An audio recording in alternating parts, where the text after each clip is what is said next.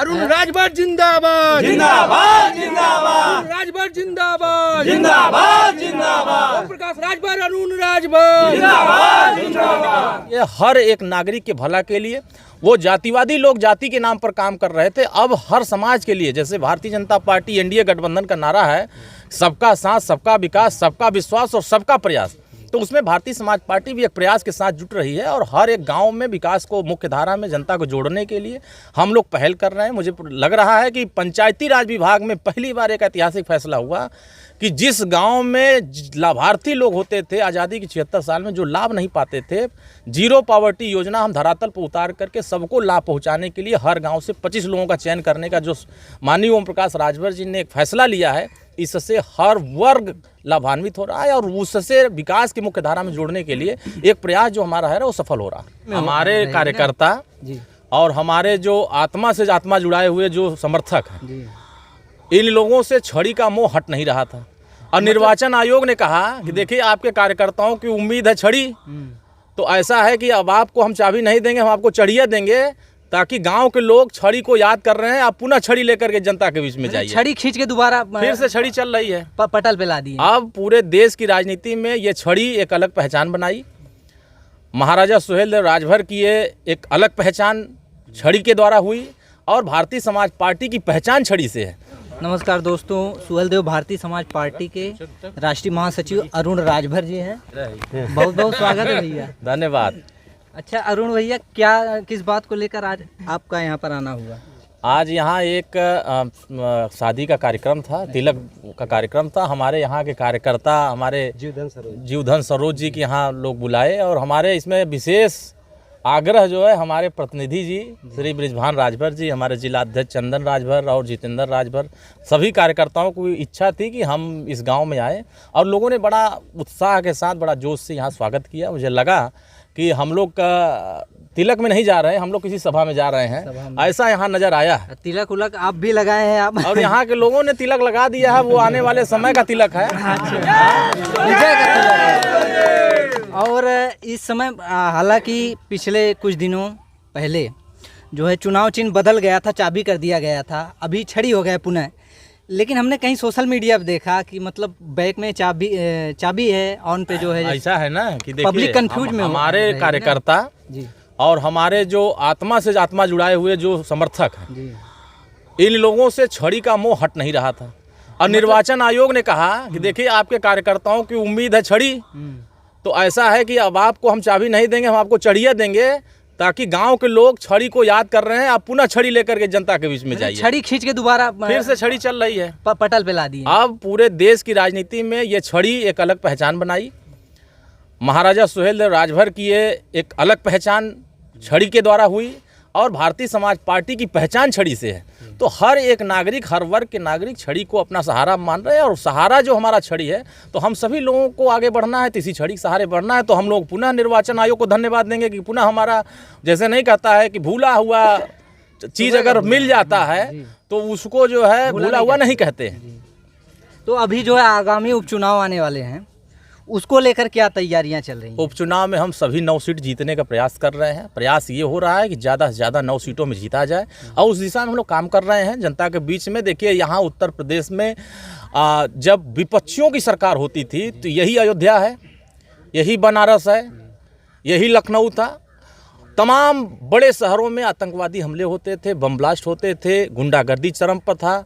आज उत्तर प्रदेश में एक भी आतंकवादी हमला करने की कोई साहस नहीं जुटा रहा है, एक भी दंगा करने की साहस नहीं जुटा रहा है। और उत्तर प्रदेश में जिस तरह कानून का राज स्थापित हुआ है, 2017 के बाद से जो सरकार आई है वो जनता के कल्याण के लिए काम कर रही है, हर एक नागरिक के भला के लिए।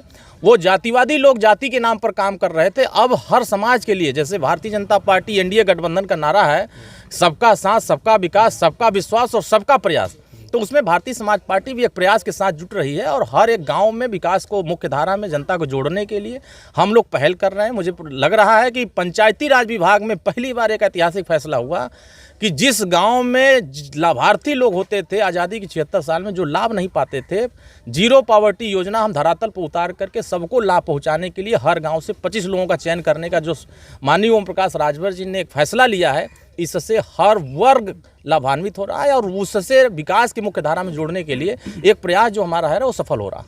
अरुण राजभर जिंदाबाद, जिंदाबाद जिंदाबाद राजभर जिंदाबाद, जिंदाबाद जिंदाबाद ओम प्रकाश राजभर, अरुण राजभर जिंदाबाद जिंदाबाद। माननीय राष्ट्रीय अध्यक्ष ओम प्रकाश राजभर जी जो कि बहुत मुद्दे उठाते थे, 27% जो रिजर्वेशन वाला मैटर था उसको कहाँ तक अभी वो रुका पड़ा? अरे यार पूरे देश में ही रिजर्वेशन लागू कराने के लिए हम लड़त भाई 27% विभाजन करब दे इतना दिन से हमें ललकारत है। ये विरोधी पार्टी वाले नहीं चाहते उनकी लड़ाई सफल हो जा। नहीं तो अभी ये समय तो बीजेपी सत्ता में सरकार भी हो, गठबंधन में मंत्री जी भी हैं, तो अभी तो पावर ज़्यादा हो। देखा पावर ज़्यादा तो हो लेकिन वो पावर का इस्तेमाल धीरे धीरे न होई। इकट्ठा तू कुल कह देबा कमवा तो गबड़ा जाई। अच्छा, धीरे धीरे सब काम न होई। जौनपुर के एक मामला जो सामने आल आप देखे हुई वायरल काफ़ी ज़्यादा, अनुराग यादव जो 15 साल का नाबालिग रहल ओकर गला काट के हत्या कर देवल गल हो। और मतलब जो अपराधी हो 3 बीघा में पूरा अपन जोनो बनाया हो, ओकरे ऊपर कोनो उचित कार्रवाई भई? कुछ ऐसा लोग हुआ जो इस तरह का घटनाक्रम करत हो, वो विषय पारिवारिक घटना, अगर उसमें सरकार के पास कोई भी व्यक्ति आया अपने समस्या लेकर के, सरकार ने प्रशासनिक रूप से पूरी मदद किया।